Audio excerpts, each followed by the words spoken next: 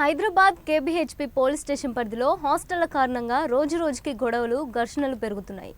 కాలనీలో నివసిస్తున్న కుటుంబాలకు భద్రతా స్వేచ్ఛ లేకుండా పోయిందని స్థానికులు వాపోతున్నారు. కాగా ఇటీవల ఓ వ్యక్తి కేబీహెచ్పీ రోడ్ నెంబర్ 5లో మద్యం సేవించి వాహనం నడుపుతూ ఓ వ్యక్తిని ఢీకొట్టాడు. ఈ ఘటనతో స్థానికులు హాస్టల్ సభ్యులతో ఘర్షణ చోటు చేసుకుంది.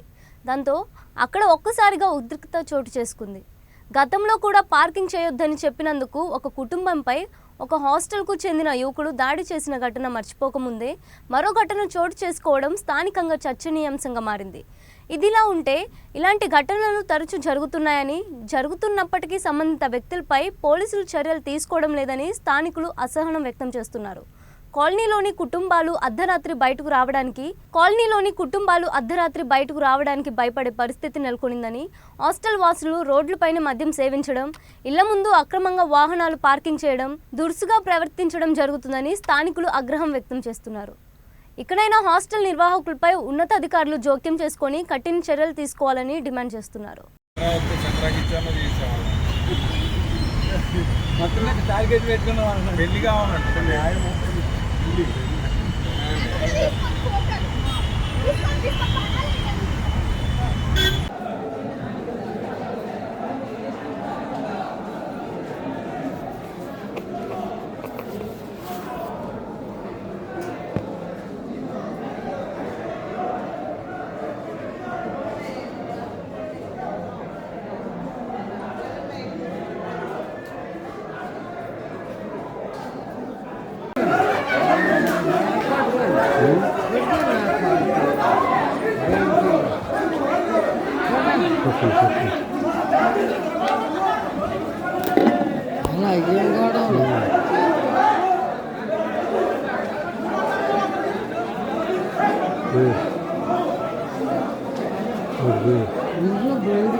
Good.